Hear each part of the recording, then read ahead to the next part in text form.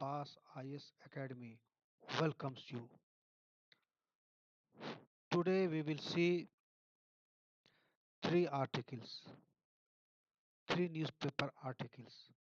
One is from The Hindu and the other two are from Financial Express.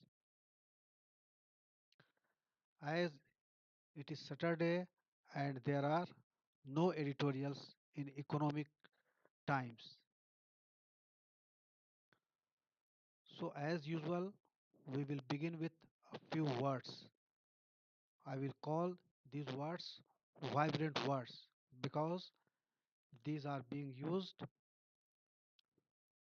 very often and they are very useful in expressing yourself. So without delaying, we will learn a few words.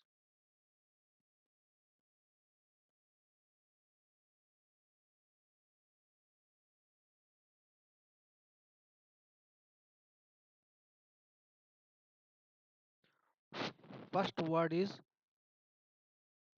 in your.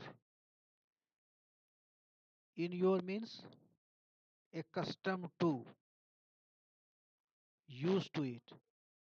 If you are going through same rigor daily, then you are accustomed to, आदी हो जाना. In your to is a phrasal verb and the origin of this word is from French. In over means in use or in practice. Presently in English we have the word over means literary work. The second word here we are in the editorial Hindu we will use is dingy means dark or dirty. Its origin is Old English. Dingy means dung, gobar. So we can remember the meaning of the word dingy. It is dark or dirty. Third word is resonance. Here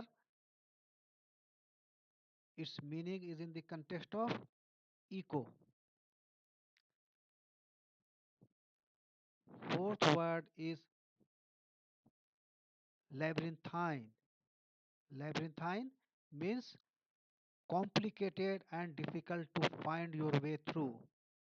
जटिल, भूल भुलैया, पेचीदा, labyrinthine.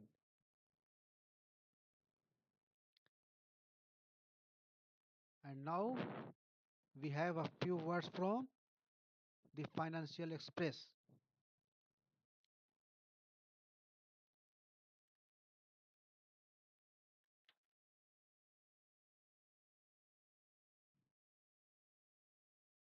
Pariah,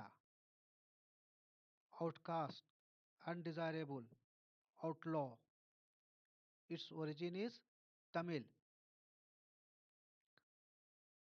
Pariah means drummer. From there, this word has come. Pariah, outcast, undesirable, outlaw. Another word is mo.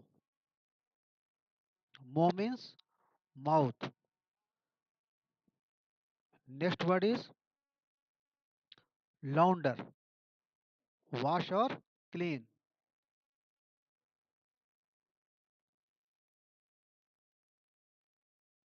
Eighth word is chivi, बार बार तंग करना. Keep telling them to do something that they do not want to do. Chivi is a very good word and it has been used in respect of G20 leaders in 2008 or 2009. Haggle. Haggle means barter or bargain, मोल तोल करना.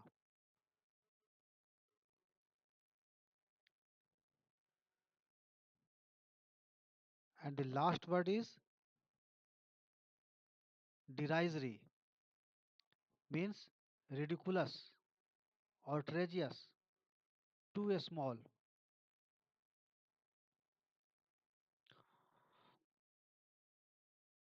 We have come across these 10 words or phrases.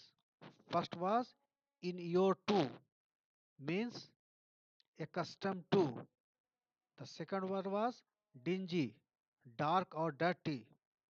The third word was resonance, in the meaning of echo. Fourth one was labyrinthine, jatil, pechida, complicated. Fifth word was pariah, outcast, undesirable. Sixth was mo, mouth. Seventh was launder, to wash, to clean. Eighth word chivi, बार बार तंग करना. Keep telling them to do something that they do not want to do. Haggle, barter, bargain, मोल तोल करना. And the last word derisory, ridiculous, outrageous.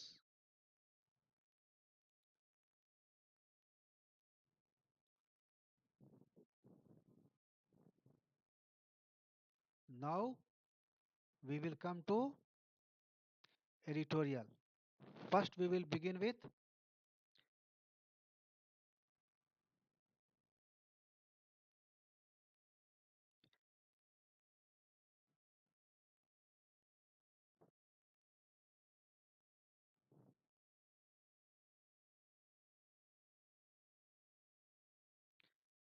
this is the editorial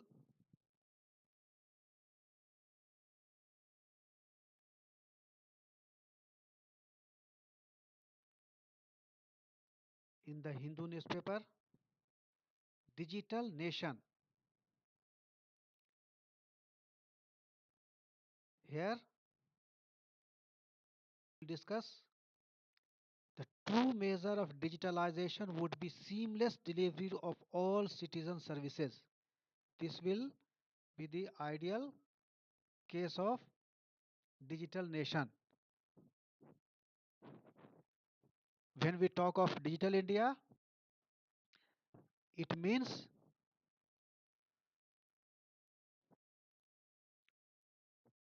citizen of India are getting seamless delivery of all citizen services. How far we have achieved? We have, of course, there is no doubt that we have started the journey, and where we are at present and where we have to go and what path we have to choose.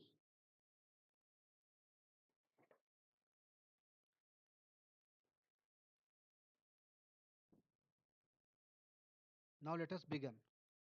Affordable smartphones and internet access have made India a digital nation with an estimated 750 million connections and a thriving financial technology sector. We have smartphones and internet access and nearly 75 crore connections, and above all we have a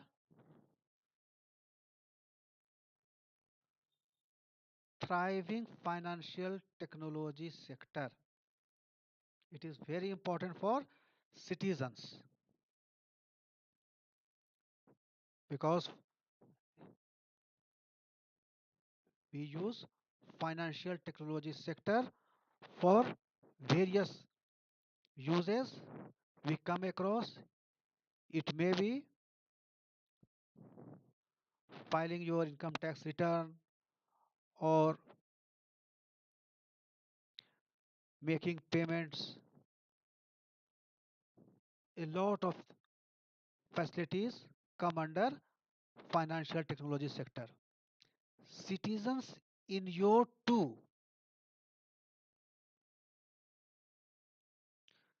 queues at dingy utility offices even to pay routine bills find this a major leap thanks to fintech financial technology. Due to reach of financial technology, citizens accustomed to queues at dingy utility offices or small and dirty offices even to pay routine bills find this a major leap. This is a this is a significant development, a very good facility for citizens. Digital platforms providing goods and services including online education and telemedicine have grown vigorously during the COVID-19 pandemic. While many professionals have maintained productivity by working from home, during COVID-19 pandemic, the world came to a standstill. But we saw education went on, telemedicine was there, professionals were working from their home. So this digital ecosystem made a lot of difference. Yet it would be premature to declare digital as a way of life in India, as Prime Minister Narendra Modi put it at the Bangalore Tech Summit. But editorial says that it would be premature to declare digital as a way of life in India. It means a lot needs to be done. And the reason given here is the true measure of digital nations is the readiness of governments to use technology to create open participatory public systems that citizens consider trustworthy. How can we say that India is a digital nation? Its true measure is how government is ready to use technology to create open participatory public systems that citizens consider trustworthy. Trustworthiness is very important and it should be two-way communication. What governance must achieve is a reliable system of digital welfare. Governance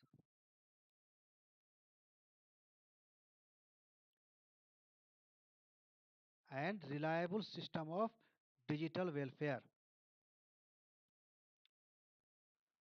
A beginning has no doubt been made through government to citizen services using common service centers, advice to agriculturists, digital payments of welfare benefits through bank accounts, and even legal advice online to 4 lakh people under the Tele Law scheme.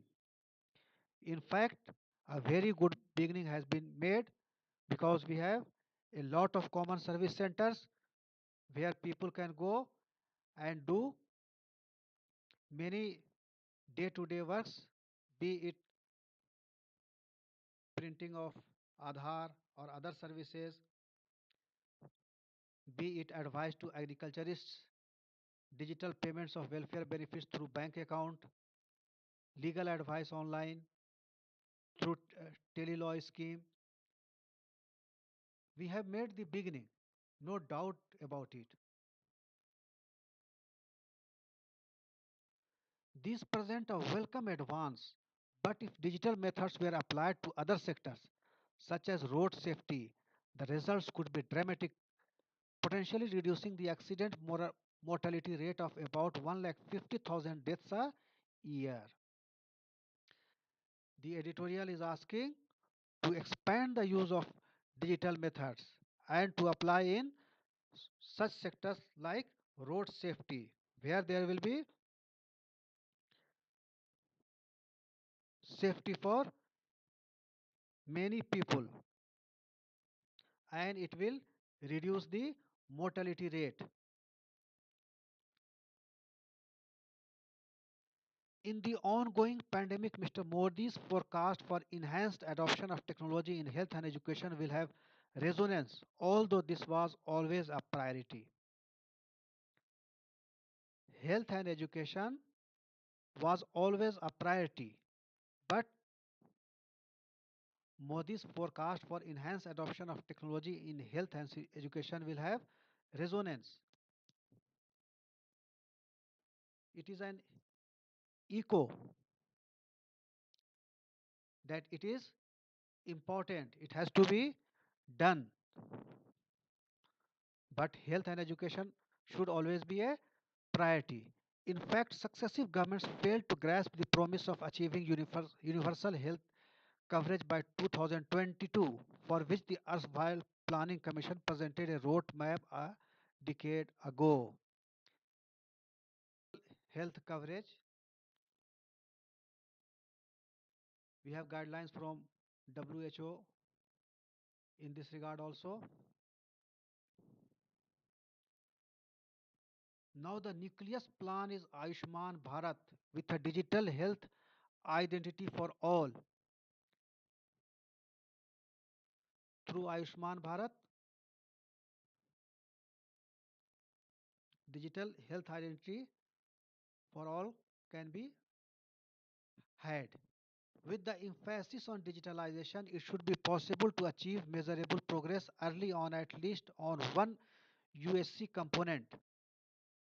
There are various USC component and at least one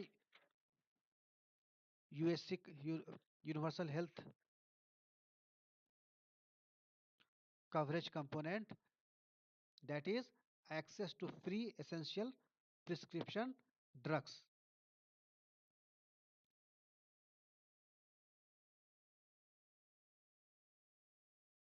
It would be a great achievement if we could at least achieve one universal health coverage component, and that is related to access to free essential prescription drugs. A digital health ID would help prescribe and dispense essential medicines free. The Commission estimated that the public procurement cost for this in 2011 would be 0.1% to 0.5% of GDP. If this is a medium term goal, the more immediate task of distributing COVID-19 vaccine looms as a test for the government.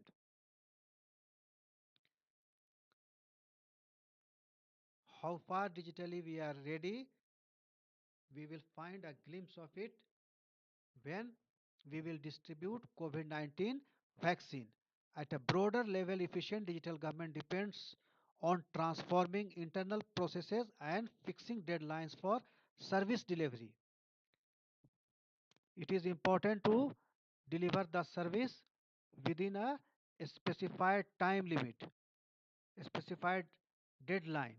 The UPA could not see its electronic delivery of services legislation through and it remains forgotten. If digital has to become a way of life, redefining the labyrinthine functioning of citizen centric services would be a good place to start with deadlines for government departments. This is the conclusion.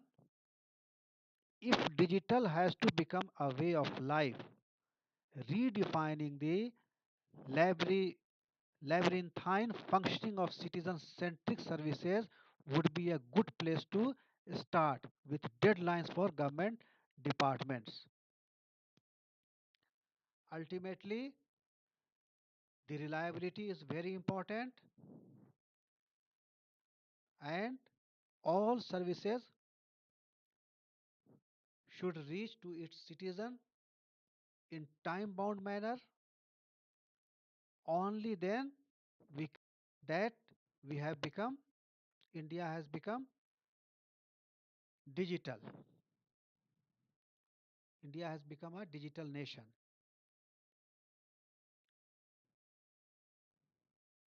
Now let us begin the editorial from the Financial Express.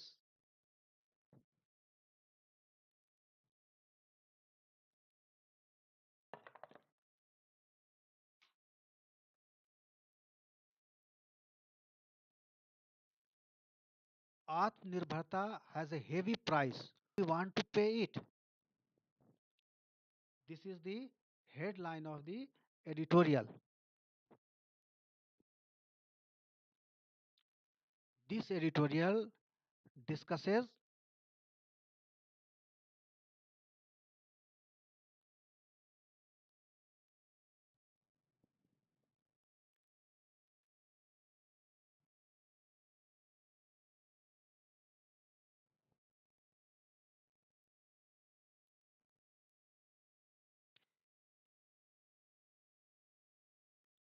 competitiveness of public sector unit and how far they are given free hand, and if they are not being given free hand and are being asked to compete with other competitors, and in this way will it be good for these companies in their survival.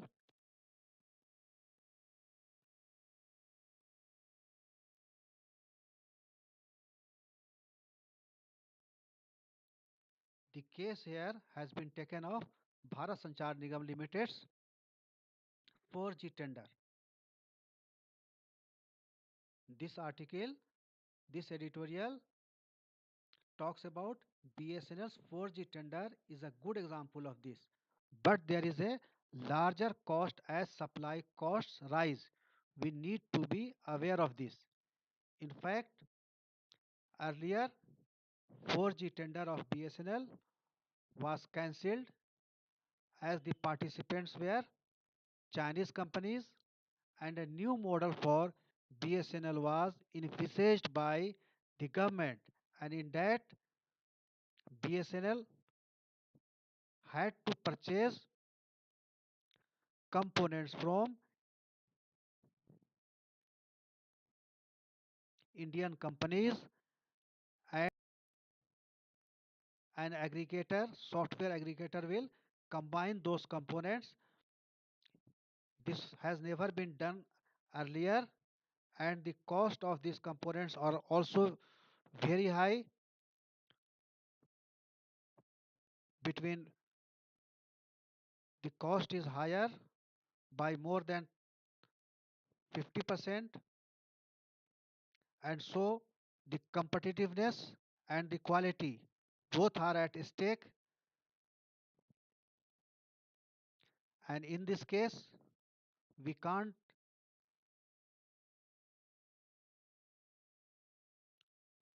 assume that BSNL would be able to compete with their other counterparts. So government is helping BSNL or forcing it to shut down its business. We will have to see.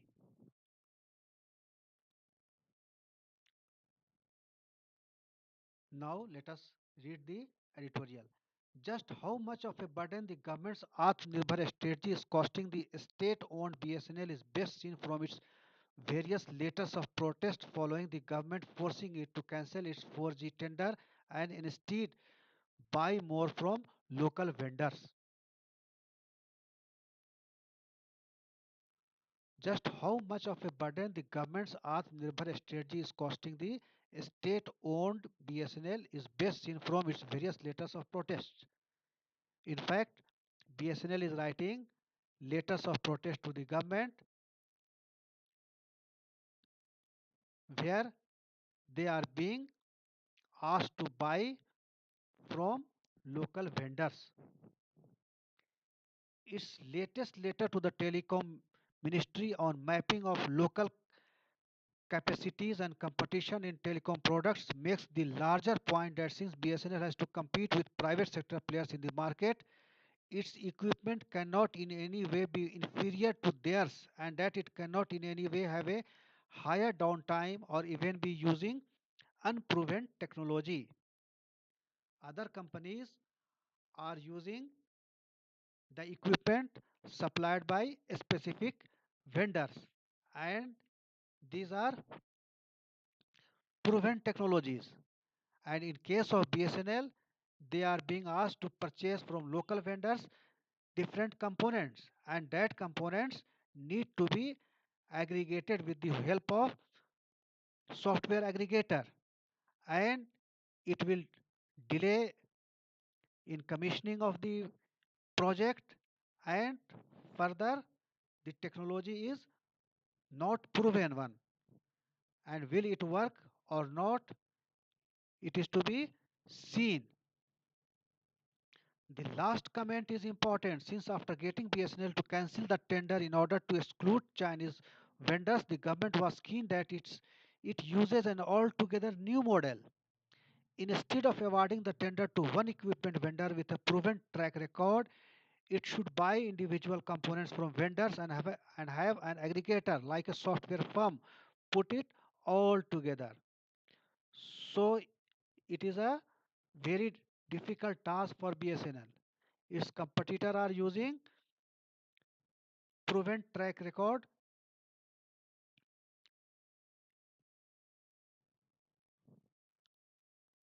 equipment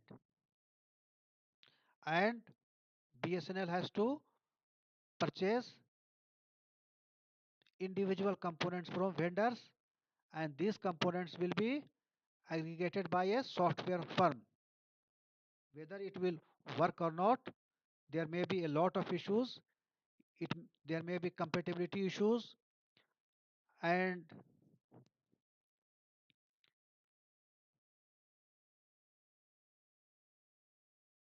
it will unnecessarily bring a lot of complication that will be obvious during operation phase only. As it happens, BSNL has pointed out a large number of Indian vendors have not even participated in BSNL and in most cases the rates quoted are much higher than the rates available globally with international standards. BSNL has said that a large number of Indian vendors have not even participated in BSNL tenders in the past. Those vendors who are supposed to supply components, they have not supplied this component to BSNL in the past and further the rates quoted are much higher from global competitors. For the products which BSNL has listed, Indian prices are 50 to 89% more expensive than what foreign vendors are willing to supply at. And clearly it is written here that the price quoted by Indian vendors are much higher side. It ranges from 50 to 89% more expensive. In such a situation, since it is the government that wants Chinese firms out, surely it should be paying for the extra capital cost as forcing BSNL to buy more expensive infrastructure will mean it won't be able to compete effectively. Certainly, in these cases, the firms would not be able to compete effectively from their competitors and even this sector which is crossing through different phase and BSNL is struggling to survive. So this cost and this technology both will prove a doom for BSNL. Indeed, while Finance Minister Nirmala Sitaraman announced a new PSU policy some months ago, what was that policy? All PSUs public sector undertakings which are in non-strategic sectors will be sold, and a maximum of 4 PSUs will be allowed in strategic sectors. The BSNL episode confirms that even now the government is not really interested in giving genuine autonomy to public sector undertakings. The whole exercise is related to autonomy to public sector undertakings, but the way the government is interfering in BSNL's tender and forcing BSNL to purchase from local vendors at exorbitant price and new model of purchasing components and aggregating, these are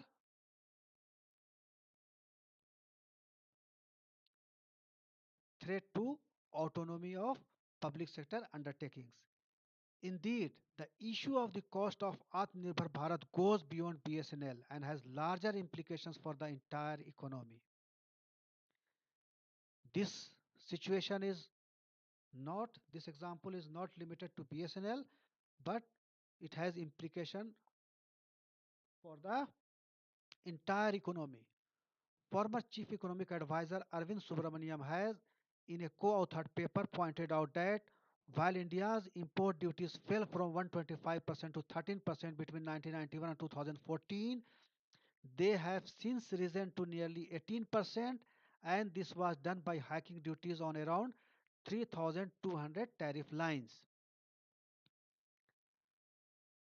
Arvind Subramaniam, former Chief Economic Advisor of India, in his co-authored paper has pointed out that between 1991 and 2014 import duty was import duty fell from 125% to 13%,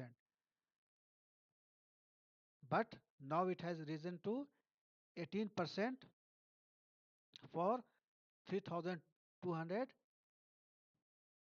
tariff lines, various products.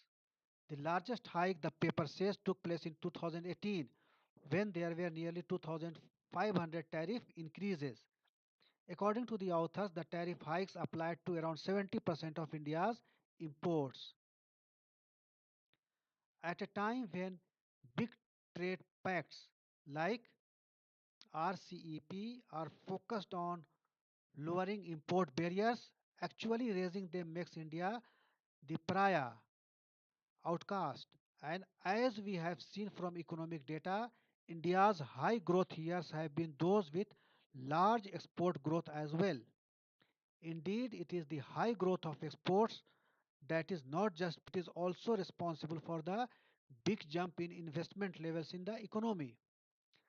Not only it not only it not only is Atmanirbharta forcing higher cost on these on those that import, but it is also hurting India's ability to export.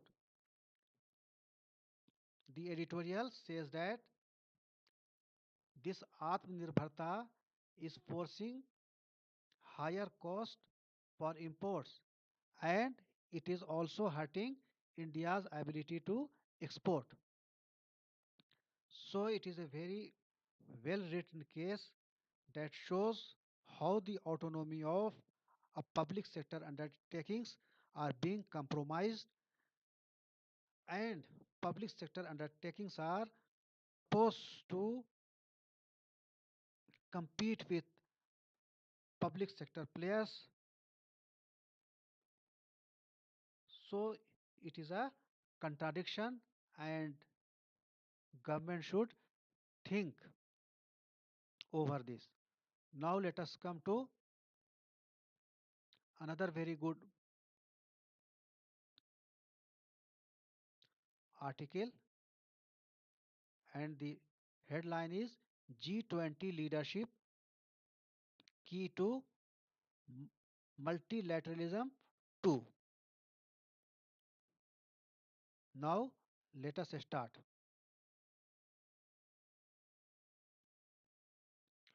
For all of its branding as the premium forum for international economic cooperation, let us recall that the group of 20 was born under a bad sign.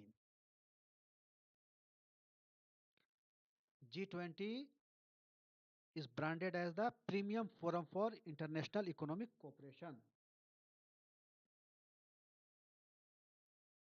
But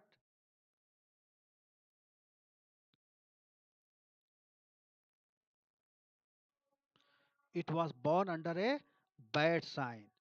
The heads of state first met in the maw of the 2008 financial crisis.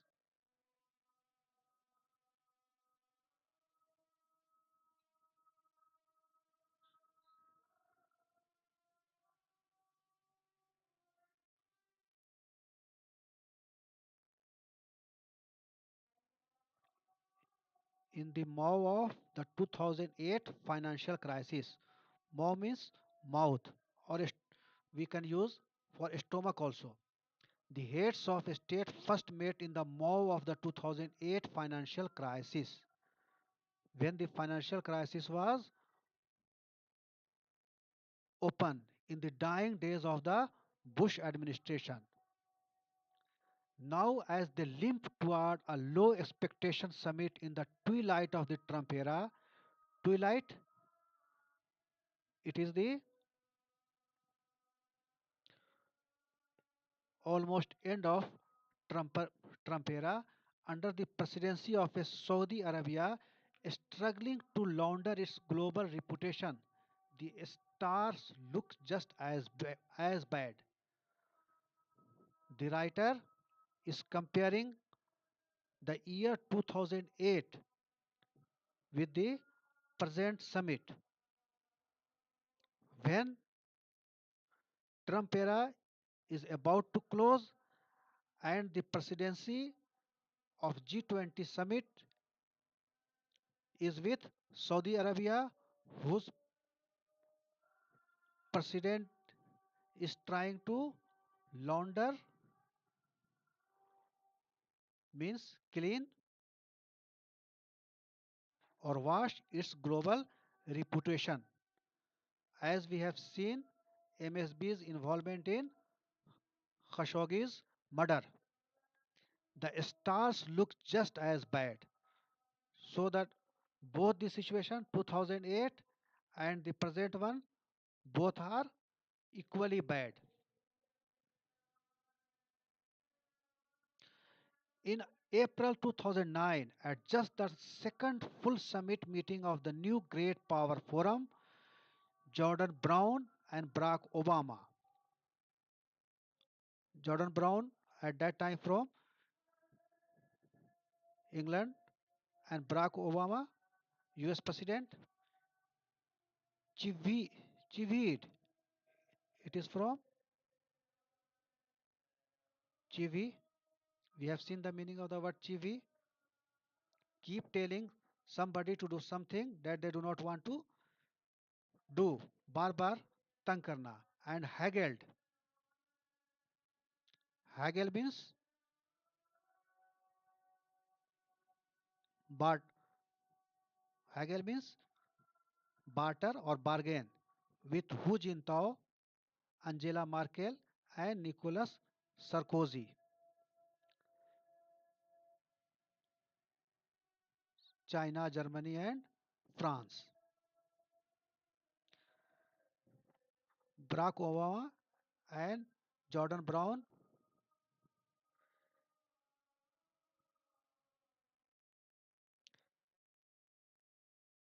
they persuaded and bargained with Hu Jintao, Angela Merkel and Nicolas Sarkozy in 2009. The leaders of big developing economies were there too, of course, with left-leaning technocrats like India's Manmohan Singh and Brazil's Lula Inacio da Silva lending more equitable Council of Global Economic Governance. Apart from these high-profile leaders, we have Dr. Manmohan Singh from India and da Silva from Brazil. Despite some opposition from the French and Germans, they emerged with an extraordinary deal. It was the result of chivying and haggling that French and Germans were ready for deal. extraordinary deal, and that deal was $1 trillion in new capacity for the International Monetary Fund, $250 billion in new funding from members, $500 billion in new arrangements to borrow, and $250 billion in additional special drawing rights, the near cash instrument available to IMF members on a proportional basis. Intervention on a similar scale is, if anything, more urgent now. The author is recalling 2009's deal and argues that similar deal is now required. Much of the G20 has drifted into a widely predicted second wave of COVID 19 cases with public compliance faltering and governments unable to muster the will to consider a resurgent virus.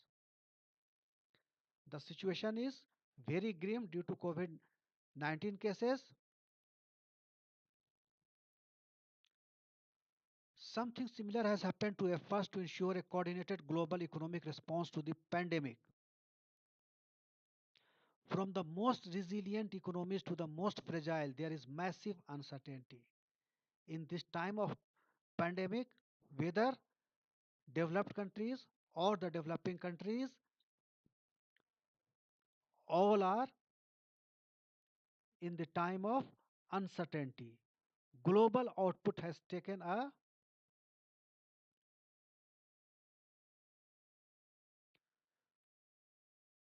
$12 trillion hit, and the timeline to recover uncertain. The US Federal Reserve continues to act as a de facto global anchor, and China's central bank has an increasingly large set of surpluses to invest. But a second round of stimulus funding in the US remains in doubt. And in smaller economies, worries about debt and deficits are already causing a premature pullback. A new IMF report notes that in economies where fiscal balances dropped by more than 10% of GDP this year, they are expected to improve by more than 5% of GDP in 2021. To be clear, that is an unwelcome development. Most of the improvement will be down to reduced stimulus spending, which will starve the recovery of oxygen. The fund itself has provided $70 billion in loans through its existing programs and around $29 billion in through its rapid credit and financial facilities. These are big numbers, but derisory relative to the scale of the problem. The present day problem is very huge crisis, and the loans and other credit and financial facilities that have been provided are ridiculously small. Their scale is very small. The Trump administration has vetoed widespread calls to expand SDRs. Treasury Secretary Stephen Mnuchin claims that the funds would go mostly to G20 members who he says don't need them. Tell that to South Africa, which faces a 15% budget deficit this year.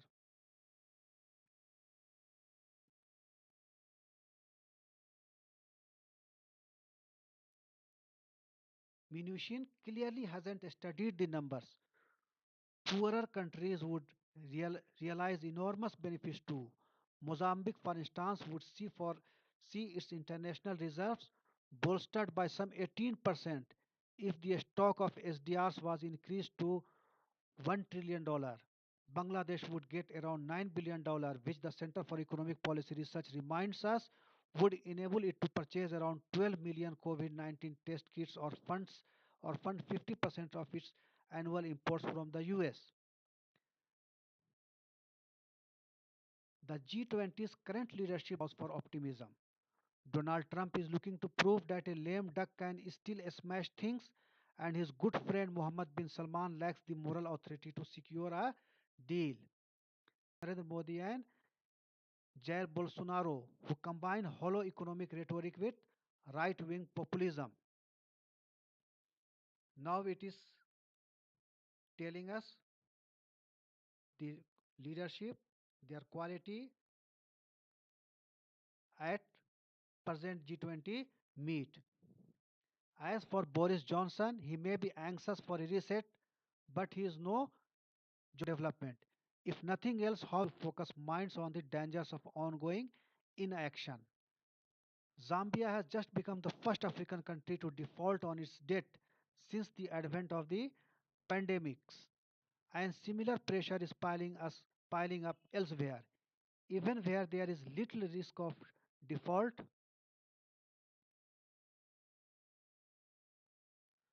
austerity will cause deep scarring with consequences for both individual countries and what remains of the multilateral system.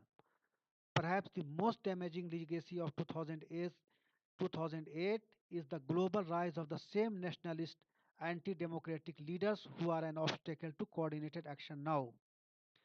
Cutbacks in social spending and investment in fractured democracies like South Africa, Mexico, and Nigeria threatens to give space to more of the same. There is some hope in the recent past, however, as Adam Too's rights of the first G20 summit in crashed how a decade of financial crisis changed the world. On his way out of office, Bush Bush administration, which had given unilateralism a bad name, would reluctantly inaugurate a new chapter in multilateralism. Joe Biden and his team may have to work around a reluctant Senate, but they have more scope internationally.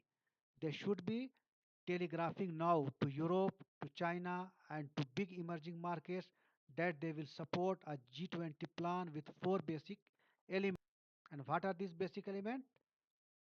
Expansion of existing debt relief and fiscal support, headlined by increasing to $1 trillion the available pool of special drawing rights, a shared political commitment to expansionary spending, firm climate commitments for recovery investment, and open rules based global trade. These four tasks have been summarized here. That may the basis for positioning now and more substantial action early in the new year. Just maintaining stimulus spending would be no small victory. The next chapter in multilateralism will look very different from the last, but if it is put off much longer, it won't begin at all. In fact, it is the time for action for G20 summit, and it is expected that something concrete will come out of it. That's all for today. Tomorrow we will meet again with some new topic, some fascinating topic will be relevant to your preparation.